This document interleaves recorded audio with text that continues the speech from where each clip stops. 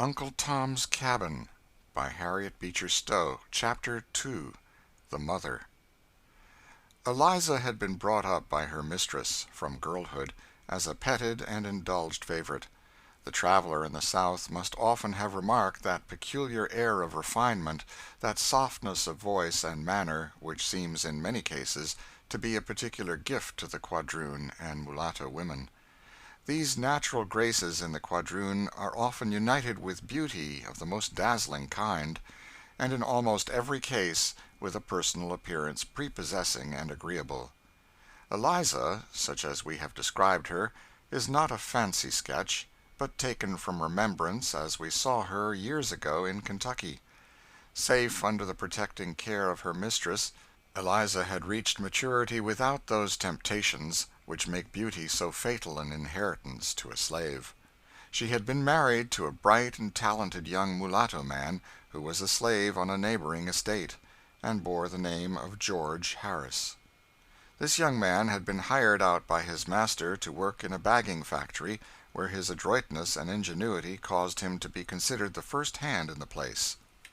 He had invented a machine for the cleaning of the hemp, which, considering the education and circumstances of the inventor, displayed quite as much mechanical genius as Whitney's cotton gin. Note: a machine of this description was really the invention of a young colored man in Kentucky. Mrs. Stowe's note. He was possessed of a handsome person and pleasing manners, and was a general favorite in the factory. Nevertheless, as this young man was in the eye of the law not a man but a thing, all these superior qualifications were subject to the control of a vulgar, narrow-minded, tyrannical master. This same gentleman, having heard of the fame of George's invention, took a ride over to the factory to see what this intelligent chattel had been about. He was received with great enthusiasm by the employer, who congratulated him on possessing so valuable a slave. He was waited upon over the factory, shown the machinery by George, who in high spirits talked so fluently, held himself so erect, looked so handsome and manly, that his master began to feel an uneasy consciousness of inferiority. What business had this slave to be marching round the country, inventing machines, and holding up his head among gentlemen? He'd soon put a stop to it. He'd take him back and put him to hoeing and digging, and see if he'd step about so smart. Accordingly, the manufacturer and all hands concerned were astounded when he suddenly demanded George's wages and announced his intention of taking him home. "But, Mr. Harris," remonstrated the manufacturer, "isn't this rather sudden? What if it is? Isn't the man mine?" "We would be willing, sir, to increase the rate of compensation." "No object at all, sir. I don't need to hire any of my hands out, unless I've a mind to." "But, sir, he seems peculiarly adapted to this business." "Dare say he may be. Never was much adapted to anything that I set him about, I'll be bound." "But only think of his inventing this machine," interposed one of the workmen, rather unluckily. "Oh, yes, a machine for saving work, is it? He'd invent that, I'll be bound. Let a nigger alone for that any time. They are all labor-saving machines themselves, every one of them. No, he shall tramp." George had stood like one transfixed at hearing his doom thus suddenly pronounced by a power that he knew was irresistible. He folded his arms, tightly pressed in his lips, but a whole volcano of bitter feelings burned in his bosom and sent streams of fire through his veins.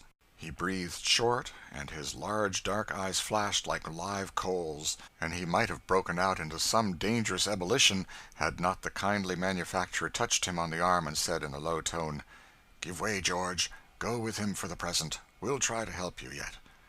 The tyrant observed the whisper, and conjectured its import, though he could not hear what was said, and he inwardly strengthened himself in his determination to keep the power he possessed over his victim.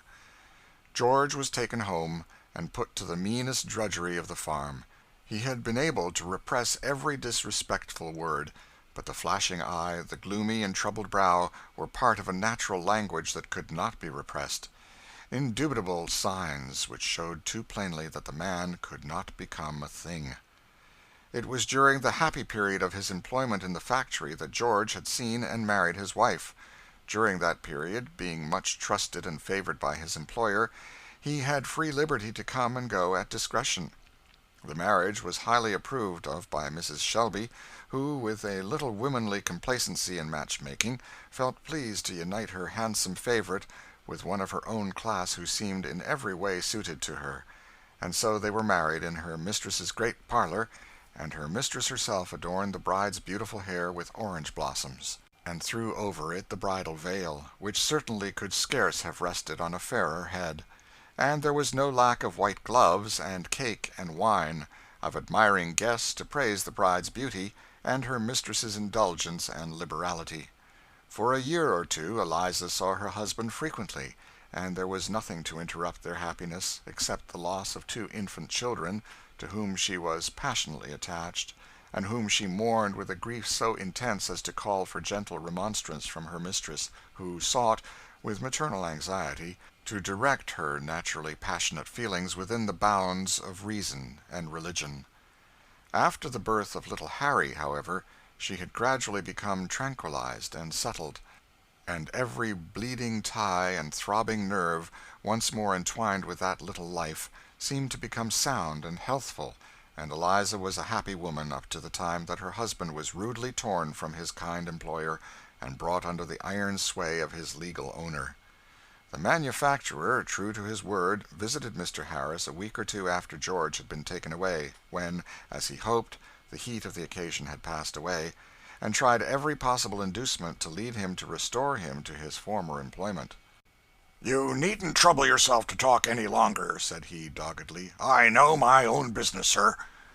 "I did not presume to interfere with it, sir. I only thought that you might think it for your interest to let your man to us on the terms proposed." "Oh, I understand the matter well enough. I saw your winking and whispering the day I took him out of the factory. But you don't come it over me that way. It's a free country, sir.